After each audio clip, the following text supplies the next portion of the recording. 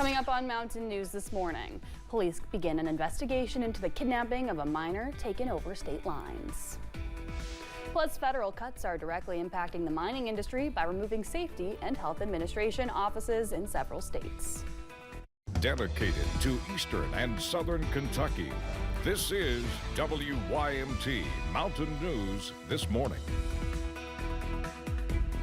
Good morning. My name is Amelia Lee here with you on this Thursday, March 13th. We are almost to our weekend and the time is now 5:30, which means it is time to check on in with the meteorologist Megan Dusmal for a look at that forecast this morning. And Megan, we've had some of those warmer temperatures and honestly, I haven't even seen frost on my windshields for the past 2 days. It's been so nice not having to scrape off my windshield. I've definitely taken advantage of it and I'm not ready for things to go back. Hopefully it doesn't get as cold as it was though, right? We don't see frost anymore. But this morning, you do see some cloud cover as you were heading out. We do have quite a bit of clouds on satellite and radar, and those will be going in and out of our region throughout the day.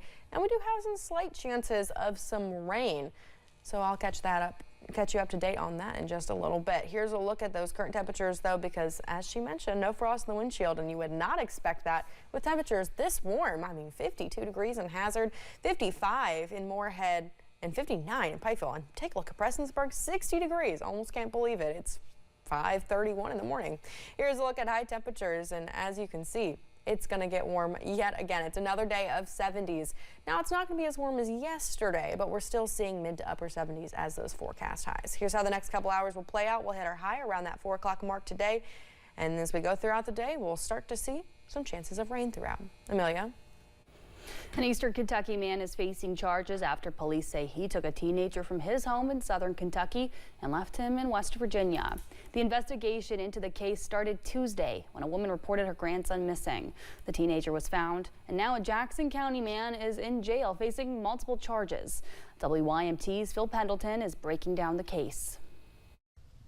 First responders and search crews were called to a home in western Pulaski County early Tuesday morning. A grandmother said that her 14-year-old grandson was missing. The child was later found in West Virginia yesterday afternoon after we drew resources from the Federal Bureau of Investigation. The motive is still under investigation, but deputies say the suspect lured the teenager using an app. Most of this was set up through the internet. With internet, you can reach far places. This is not a guy that's local here to Pulaski County. He came in from another county. 47-year-old Michael Moon is in jail. He is charged with custodial interference and possession of a matter of a minor in a sexual performance. Police say that he could face more charges once more investigation is complete. Deputies say that Moon's endgame is still not clear. The 14-year-old was found in West Virginia with another adult, and Moon came to the sheriff's office in Somerset. The teen did go with Moon willingly, at least at first. They had communicated first through an online app, and then that had moved to texting via telephone. Police say to their knowledge the teenager was not hurt during the ordeal. In Pulaski County, Phil Pendleton, WYMT Mountain News.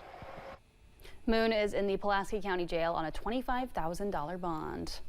State police are investigating a murder in Breathitt County. Troopers were called on Tuesday morning to a home in the Watts community regarding a man suffering from a mental disorder. A caller told police the man had barricaded himself inside the home and was requesting law enforcement to respond. Police later found puncture wounds on Jessica Campbell Hyde to her torso area. She was pronounced dead. Lance Hyde was arrested and charged with murder. New developments in the case of a former sheriff charged with killing a district judge. The Commonwealth issued a motion to have former Letcher County Sheriff Mickey Steins examined at the Kentucky Correctional Psychiatric Center. This pertains to Steins and his attorneys planning to use an insanity defense in the death of District Judge Kevin Mullins. In the letter, the Commonwealth says Steins will be examined to see if he has a mental defect that bears on the issues of guilt and punishment. A former fire chief is accused of stealing money. Former Letcher Fire and Rescue Chief Gary Rogers was indicted by a Letcher County grand jury. He was charged with abuse of public trust of more than $10,000 but less than $100,000. The indictment says this happened between July 2017 and August 2019. The South Carolina woman is in jail after she led police on a high-speed chase in Floyd and Pike counties. Police responded to a complaint on February 28th that a Honda Pilot was driving at excessive speeds. Police tried to pull Stephanie McGuire over, but she took off southbound on US 23. She was eventually arrested near Cassidy Boulevard in Pikeville after hitting a stopped vehicle. McGuire was taken to the Floyd County Jail. Nearly 1 month after the February floodwaters poured through the region, many people in Pike County are working to clean up, while others are waiting for a hand.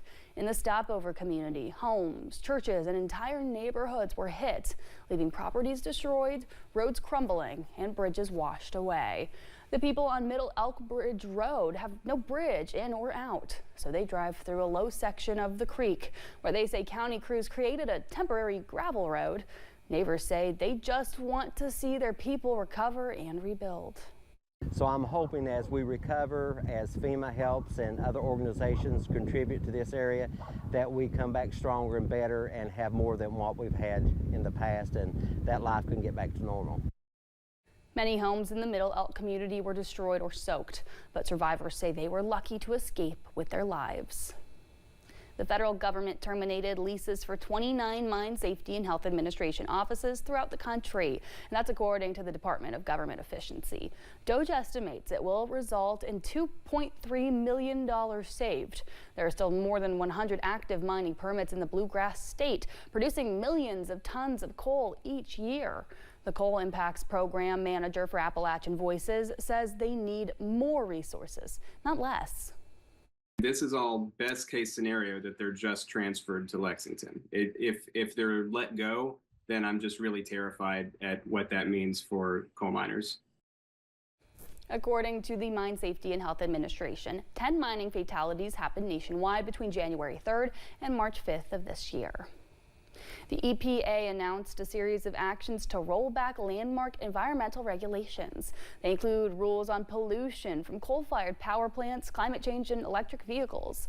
The EPA says the rollback will eliminate trillions of dollars in regulatory costs and hidden taxes, lowering the cost of living for American families. In 2023, coal-fired power plants supplied 68% of Kentucky's electricity, but that's down considerably from 2004 when it was 91%. A bill that would stop prisons from offering sex change treatments is moving forward. Senate Bill 2 passed the House Judiciary Committee yesterday morning. It would ban prisons from performing gender reassignment surgeries and prescribing gender-affirming hormones. Supporters argue these surgeries are elective and should not be funded by taxpayer dollars.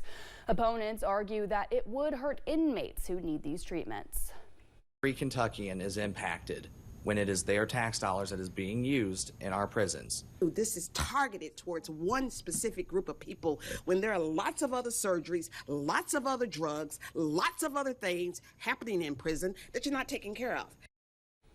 Lawmakers testified that no inmates went through with the surgeries yet, but that 67 Kentucky inmates are receiving gender-affirming hormone treatment. That bill will now be voted on in the House.